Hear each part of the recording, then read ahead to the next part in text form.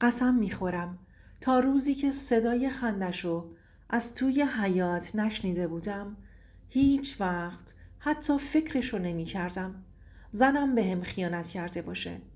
من سهیلم، 34 سالمه، ساکن یکی از محله های نسبتاً آروم اطراف اصفهان. تا 3 سال پیش فکر می کردم خوشبخت ترین مرد روی زمینم. یه زن داشتم به اسم سحر، مهربون، ساکت، دلنشین، یا حداقل اونطوری نشون میداد. ما 7 سال پیش با هم ازدواج کردیم. اولش همه چی خوب بود. توی خونه کوچیکی زندگی می کردیم که توش فقط عشق بود. از همون خونه هایی که سقفش کوتاهه ولی دل آدم توش قد آسمونه. 2 سال بعد بچه دار شدیم. پسرمون آریان به دنیا اومد. چشماش سبز بود، پوستش روشن، یه جورایی زیادی فرق داشت با من و سحر. من سبزم، چشمهام قهوه‌ای تیره است. سحر هم همینطور. با خودم فکر می کردم شاید ژن قدیمی خانوادگی باشه. شاید شبیه پدر بزرگشه. تا وقتی که یونس اومد توی زندگیمون. یونس همسایمون بود. یونس مرد خوش لباس و با مرامی بود. از اون مردهایی که وقتی حرف میزنن زبونشون شیرینه. زن نداشت، تنها زندگی میکرد توی خونه بغلیمون. هر وقت از سر کار می اومدم یا می دیدم ماشینش جلوی خونه است یا صدای خنده اون و سحر از داخل حیاط می اومد. اول به خودم می گفتم خب همسایه است. شاید واسه کمک یا احوال پرسی ساده اومده. ولی کم کم همه چی عجیب شد. یه بار که زودتر از همیشه رسیدم خونه، در حیاط بسته بود. صدای موسیقی می اومد. در رو باز کردم. سحر تنها نشسته بود. اما فنجون دوم روی میز بود. گفتم مهمان داشتی؟ گفت نه، واسه خودم 2 ریختم. یکی تلخ، یکی شیرین. اون لحظه شک کردم. ولی باور نکردم.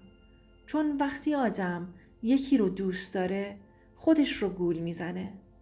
یه روز دیگه از پنجره دیدم آریان توی حیاط داره با یونس بازی میکنه. یونس زانو زده بود جلوش. دستای پسرم توی دستاش بود و اون لحظه بود که یه چیزی توی دلم لرزید. ماه‌ها گذشت. بیخوابی، شک، دودلی.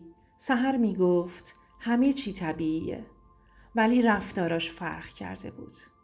موبایلش همیشه سایلنت بود. رمزش عوض شده بود.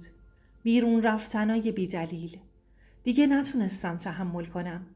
رفتم آزمایشگاه. یه نمونه مو از خودم و آریم بردم.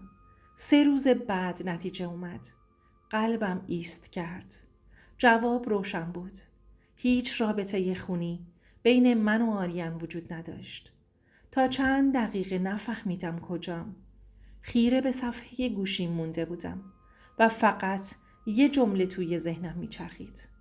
زنم از مرد همسایمون باردار شده بود. اون شب نرفتم خونه. خوابگاه شرکتم موندم. فرداش با سحر روبرو شدم. گفتم یه سوال دارم، فقط راستشو بگو. پسرم آریان مال یونسه. اولش فقط سکوت کرد. بعد زد زیر گریه. وقتی گفت اون روزا تو خیلی خونه نبودی، من تنها بودم، اشتباه کردم. فهمیدم دیگه هیچ چیز مثل قبل نمیشه. باورش سخت بود. پسری که 3 سال عاشقانه بزرگش کرده بودم. بچه من نبود. عشق زندگیم. همون زنی که هر شب براش شعر میخوندم به هم خیانت کرده بود. ازش جدا شدم. یونس هم بعد از چند هفته محله رو ترک کرد. سحر الان تنها زندگی میکنه منم هنوز دارم تکه های خودم رو از زمین جمع می کنم. دوست عزیزم، اگه داری این ویدیو رو تو سکوت با قلب شکسته با اشک گوش می کنی، بدون که صدات شنیده میشه. ما اینجاییم تا روایتت رو بشنویم، تا بدونی تو تنها نیستی.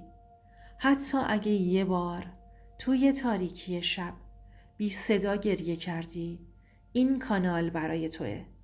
سابسکرایب کن، چون صدای تو باید شنیده بشه، حتی اگه دنیا ساکت مونده باشه.